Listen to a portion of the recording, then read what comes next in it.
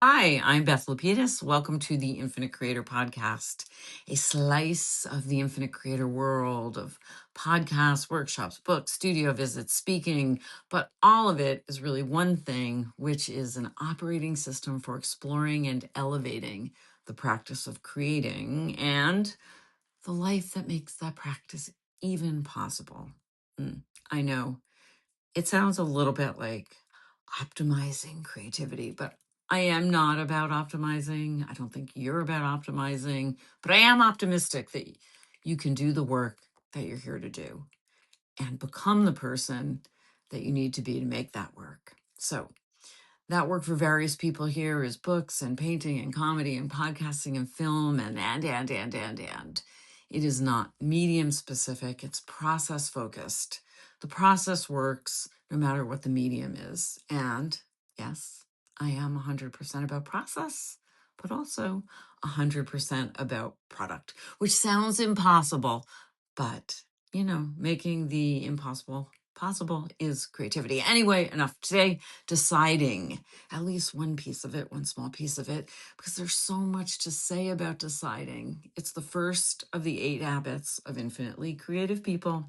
So many decisions to make all the time. But I was thinking that decisions are a little bit like falling in love. Like love at first sight. Do you believe in it? I do. But I also believe that love takes time to unfold, and sometimes the very same love. Sometimes I think making a decision, any decision, not just swipe left or right or any kind of dating decision, any decision is like falling in love. uh, we think of decisiveness as like a flash, like decisive people, like the cartoon version is that thing, yes, no, buy, sell, cut, noon, salmon and broccoli, very action heroes slicing through the indecisive fog. And, I'm not mad at that. It's kind of true. But I'm constantly reminding myself that the root of decide, Beth, is side, like homicide. And it does mean to cut away. There is a kind of violence to it. There is a slash. And squeamish about violence as I am, deciding is a kind of necessary violence that we just need to get good at. We need to be able to make that slash. Maybe it's a flash, like love at first sight, maybe think of it like that. But even so, it's cumulative. Even though it is decisive and slashy, it is also cumulative. Hear me out. Deciding can and almost has to be both of those things at once. One of the biggest lies we tell ourselves is if I was committed, I would already know, I would have already decided. But sometimes you have already decided. The decision just needs time to emerge, to be recognized. And sometimes you've decided on where you're headed, but not exactly where you're going to land. So commitment can be a direction, not a destination, if that makes sense. You know where, but you don't know where. Every step is a decision. The path reveals itself as you walk on it. But listen, the love at first sight, even though it's about process and evolving, the love at first sight, that decisive flash is also true. I mean, we love an origin story, right? The story is about the moment when everything changed, the light bulb moment. And I tell the origin story of Uncab like all the time. And I tell it that way when I have to tell it that way, because sometimes those are the ears that are there to hear. And it is actually possible to boil it down to a flash. But when I get a chance, I like to tell the real story, the cumulative story. The flash is still there, but in a way, it gets brighter when there's the bigger context. It's like the bigger context is like reflector for the flash or something. It's and, not in a grabby consumer way, but more in a holistic, deeper way of understanding. So, like, sometimes people ask me about my decision to become a comedian. What was the moment, Beth? Like, when did you decide? And there was this one moment. I was walking in New York. My boots were like clippity cloppity, clippity cloppity. And I thought, you know, life is weird. You finally get it, and then you die. P.S. I wasn't dying, at least no more than we all are at any given moment. And I didn't know anyone who had recently died who had told me anything like, wow, I really get it. I just had this idea that, like, that is what happens in life. Maybe. Uh, it's maybe optimistic. Still, I had this thought. And my next thought was, that's either tragic or hilarious. And if it can be either, maybe we get to pick, right? And I mean, sometimes just realizing there is a decision we get to make is a breakthrough. So that moment of like, oh, maybe I get to decide this. And if I thought, well, if I get to decide, why wouldn't I pick tragic or hilarious? Why wouldn't I pick hilarious?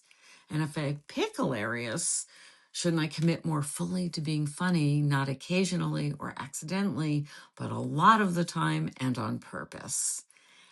And I know that might have been me thinking my way past emotions, past the fear of doing one of the scariest things any arty performer can do, enter the snake pit of the comedy club world.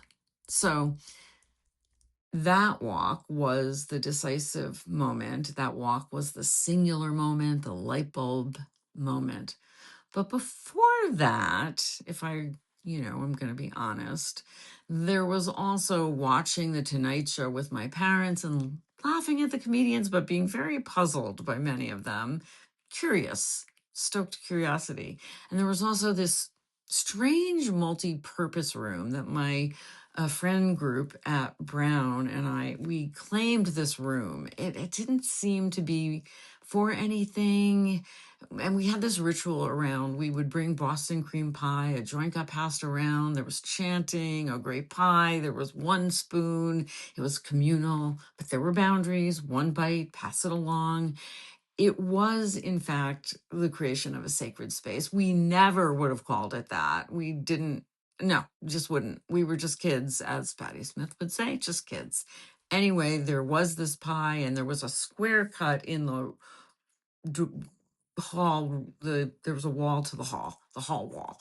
And when I tell my friends about my snap decision to do comedy, they're like, that's insane. What about the Beth Show in the funny room? Okay. But actually, what I remember of that time is I was also a modern dance choreographer, and I had found this antique clown costume, which was so beautiful and muted and soft and not the way we think of clowns today. And I have actually a time lapse photo of me dancing in that costume. And it's such the idea that there isn't one moment that I just love it, that the being funny. Anyway, I also saw Dick Gregory right at the beginning of school, and I didn't know to say, yes, that until later, but it has always, flickered on. We decide in an instant, but we've been deciding. We decide in an instant after cumulative decision making has been working its magic on us. So say yes to a persistent ask, buy a ticket, suddenly love at first sight. And we say yes after finally learning to see.